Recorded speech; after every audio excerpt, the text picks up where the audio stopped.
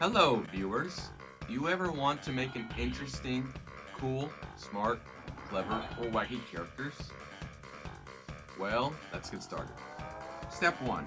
You first need a piece of paper, any kind of writing utensil, and maybe some colors if you have to. Step 2. Find an inspiration. Look around a little bit. Look anywhere, from the TV, computer, someone else, and even a video game or two.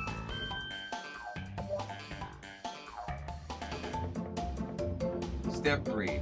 Once you've found that set inspiration, draw the first thing that comes out of your mind. Like, for example, an anti-morphic character, for example, Mickey Mouse. Step 4. Once you do so, color it maybe, or also make another character, or whatever your mind feels like doing. Step 5. Also think about what your character's personality is like, and what environment they live in, and maybe an origin story, and maybe have a villain or something, whatever your mind thinks of doing.